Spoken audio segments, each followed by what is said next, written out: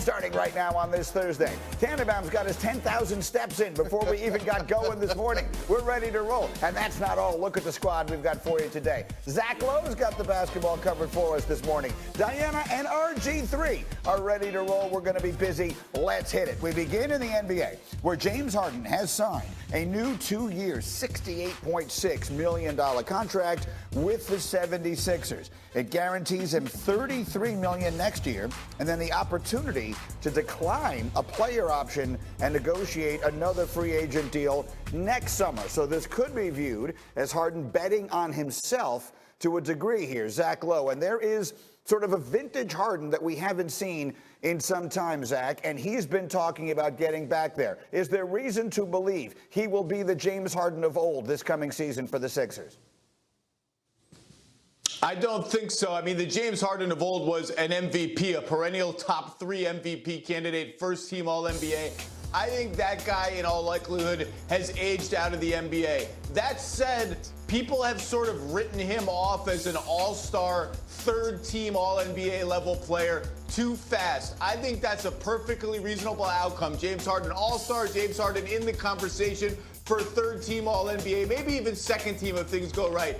That guy with Joel Embiid and a renewed group of bench players and starters that fit better around those two guys, that guy turns the Sixers into a contender. This team is deep because of the deal that Harden took, in part allowed them to get PJ Tucker, Daniel House, other guys. They're deep, they're talented, and they have a chance against Milwaukee, Boston, and Miami now if that James Harden shows up. Maybe the best Sixers team of the Joel Embiid era. So Milwaukee, Boston, Miami. We'll wait and see what Brooklyn is, who Brooklyn is. But I wanted to sort of nail you down on that. The Sixers belong in that group. You could see a scenario where Embiid has another MVP-type season. Harden gives you the year you just had. If they do, then this team's ceiling is what? Championship. I mean, I put them behind Milwaukee and Boston. I think those two teams are just unbelievable. Both of them got better in the offseason. Milwaukee just by bringing the band back together and getting healthy. So I think Philly starts a tick below those two teams.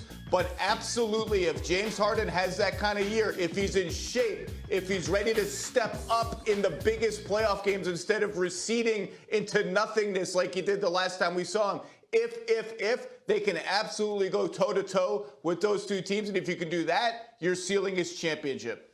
All right, so Harden is back, and again, he bets on himself, and it gives the team the flexibility to perhaps make a run at a title. Zach, stay close. I'm coming back to you for much more, but the NFL. I miss, like, going to clubs and just hearing two dudes freestyle and battle it out. Like, I miss those days, man. That's why I used to love what was the show? The Basement. Yeah. The guys used to go in the booth. Just go in the booth. I think Tigger just started it back. I Really? think he just started it back up. Yeah. Find out Tig running in the back, man. You know Tigger in the A now. Really? Yeah, A-Town, See, baby. thank you, Max, for blessing us. So, no, thank my brother. James Harden declines his $47 million player option, guys. $47 million player option. Signs a new 2-year deal that guarantees him $33 for next season. Okay. Now, Jay, I'm very cynical about the way people put spin on stuff. Number one, because it's a PR move. You want people to think well of you a lot of the time. And so you frame things in a way that puts you in a positive light. But number two, also because you want to think well of yourself. People have egos, and people go into ego protection. So when I first heard Harden talk about, I'm going to take less, I'm thinking, James, the market is what it is. And now you got to frame it this way, not only to put a positive spin on it, you know, for your brand, but also for yourself, right? Like you're taking the high road. It's not just he ain't that good anymore. But, so I'm cynical when I read this. And yet, he did decline of $47 million. You know, and he does get $14 million pay cut. Right. And he has a player option for next year. And yet, right. So the numbers, but but the reason I say I'm cynical, Jay, is I'm always like, but wait a minute. 2-year deal that guarantees him $33 next year. What's he getting the year after that? And does he have something worked out? You know, I don't know. 35.6 next year with the player option. He can negotiate a new contract. So that's essentially, so he gets more money. It's a 1-year deal essentially. It's like an all in. Like, hey, okay, cool. He got opt out. Like, look. But it's his option. It's his option. That's what I'm saying. So, Jay, so the reason I'm being cynical is because he can say, and maybe it does dovetail, and it's doing two things at once. It does help them sign guys and everything, House and PJ Tucker. But really what it also does is get him an extra Year. 20-something million and another year. And maybe the way he's feeling now, he's like, I don't know if I'm going to get that in 2 years. Or he Max, can ball out. it could be a situation where it's, okay, cool. Like, this is how everybody feels. Let's get all the pieces. Let's build depth on our bench. Let me get my ass in shape. And when I come back and I destroy the league again with Joel Embiid, I want a supermax. See, that's what I want a think it supermax. is. I think it's that he looks at this, okay, I have a year to get right. We have a better roster. We got more guys to our bench. We're going to be deeper. We have opportunity to go to a championship. We have an offseason together. I can ball out, opt out. I want more money. That's what I think it is. Yeah, I think so too. But it does do. But the way he spun it was like, I'm so willing to take less. But come on, man. Almost no one's ever. Even when Tom Brady kicked the can down the road, so he's always constantly getting a little influx of cash. But to be fair, Brady doing that allowed the Patriots to be great for a long, long time. What if Russell Westbrook would have opted out and taken less money? Would you look at that differently? If he did what Harden did, in other words, Yes. like actually he takes a little more money, but he extends, but it's less money this year. Yes. I don't know if that helps the Lakers because they're all capped out. He would have to take a whole bunch less. Okay. And I don't think Westbrook probably at this moment, I don't know, he's a very confident guy, but I imagine he thinks I might not get, like Harden thinks, come on, the bottom line is Harden can shoot and Westbrook can't. That age is better. Harden is betting on himself right here. He's betting on himself, which I got all the respect. What we talked about is 2.5 years ago, this dude was in Houston. He came into training camp, was literally out of shape, was pictures of him being posted at different hip-hop clubs with rappers hanging out, not giving a damn, to going to Brooklyn, to seeing what Brooklyn was about, and then finding out that's not the way I want to do it, to getting his way out of Brooklyn, and now he's with Daryl Morey, who he trusts. To me, this is a bigger sign about star players being with management in which they trust and believe in to help them win a world championship. Like Daryl Morey is the only guy that potentially would have had James Harden do this, that could get him to do something like this. It's a bigger statement. And what did he turn down in Houston? What did they offer him? Was it $50 million? It was $50 million a year. Oh my goodness! In a state that's tax free too. And Brooklyn, he turned down the extension in Brooklyn too. He's turned down both extensions 2 years. To get with somebody he's comfortable with. Yes. Ooh.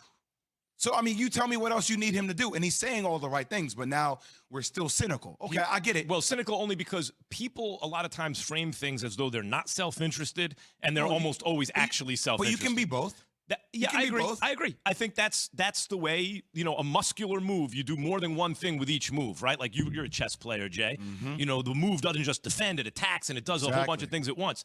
And he did put himself in a position and put the team in a position where when you add, like, House is an underrated player to me. No one ever talks about anything, but he's talented. And Tucker, obviously, and by the knows. way, they can still potentially add a piece. Don't think that Eric Gordon being out there in Houston, Daryl Morey going to try to save him. Who's familiar with Eric Gordon. And he's going to try to save him. And that PJ plays Tucker. well off Joel Embiid. You ain't doubling off that. Danny Green Maxey. is older. I'm telling you. It plays. There's still moves to be made now by Daryl Morey. He's not done. I love the DeAnthony Melton move. That's a great move. Because that's instant offense coming off the bench. Hey, what's up with Thibault? Did they move him? No, they hung on to Thibault. Yeah, because he needs to develop a little. He needs to shoot it a little better. It's not that he has to shoot it better. You have to score at least 8 points. You can give me 8 from just layups or 10 from layups. Like he has to be like you can't be. But his the reason I say shoot and having 0 and 2 points a game. Reason I say shoot is because he is I could, in 10 years from now, 20, 30 years from now, if someone says best defenders, I'd be like, yo, that kid Thibault was ridiculous, right? He's a ridiculous defender. If he could just shoot, he becomes so valuable. Just feel like right now, Boston, probably the favorite in the East, adding Malcolm Brogdon. Brogdon's Philly a huge right there. What? Miami right there. Boston the favorite over Milwaukee? I was going to say Boston. I was going to name the teams who are right there. Oh, okay. I would probably give us, well, considering they went to the World Championship, even though I think with Chris Middleton, they would have won. They'd have won, yeah. But still, I'm giving them a slight edge to what they won?